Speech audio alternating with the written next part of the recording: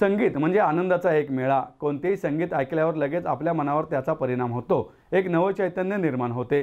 गाण्याचा छंद जोपासून अनेक पुणेकरांनी राष्ट्रीय स्तरावरील स्पर्धांमध्ये आपला ठसा उमटवला आहे।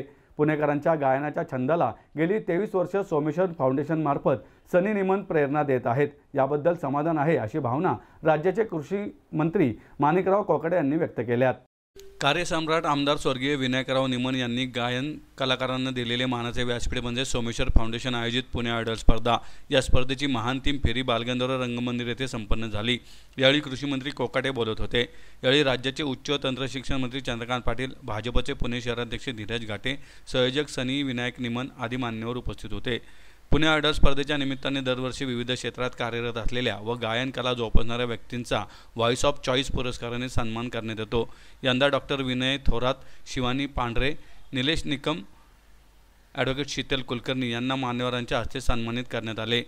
यावेळी बोलताना कोकाटे म्हणाले, पुणे आयडॉलच्या माध्यमातून पुणे शहरातील नवोदित गायकांना व्यासपीठ उपलब्ध करून देण्याची इच्छा दिवंगत नेते विनायकराव निमन यांची होती। त्यानुसार गेली अनेक वर्ष ही स्पर्धा सुरू आहे।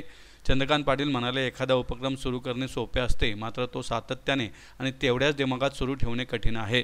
परंतु स्वर्गीय आमदार विनायक निमन यांनी पुणे आयडॉल ही स्पर्धा सुरू केली आणि गेल्या 23 वर्षापासून ही अशीच सुरू आहे। सनी निमन यांनी त्यांचा सामाजिक आणि राजकीय वारसा दोन्ही घेतला आहे। या स्पर्धेत पुणे शहरात व्यतिरिक्त इतर शहर आणि राज्यातून देखील स्पर्धक आलेले आहेत। यातच या स्पर्धेचे यश आहे। प्रास्ताविक भाषणात सनी निमन म्हणाले, पुणे आयडॉल या स्पर्धेच्या अंतिम फेरीत 725 स्पर्धकांमधून 18 स्पर्धक निवडण्यात आले। त्यांची निवड करताना परीक्षकांचाच कस लागला आहे।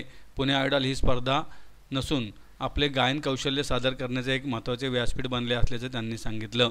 या स्पर्धेत चारही गटाच्या प्रथम विजेत्यास 15,000 रुपये स्मृतिचिन्ह आणि सन्मानपत्र, तर द्वितीय क्रमांकाच्या विजेत्यांना प्रत्येकी 10,000 रुपये स्मृतिचिन्ह सन्मानपत्र प्रदान करण्यात आले। स्पर्धेच्या लिटिल चॅम्प गटात भार्गव जाधव यांनी प्रथम तर परी तेलंग यांनी द्वितीय क्रमांक पटकावला। यू आयडॉलमध्ये अभितांश श्रीवास्तव याने प्रथम तर न्यू कनानी यांनी द्वितीय क्रमांक पटकावला।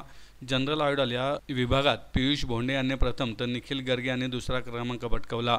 तर ओल्ड इज गोल्ड या विभागात सुनील यादव यांनी प्रथम तर मनोज मोरे यांनी द्वितीय क्रमांक पटकावला आहे।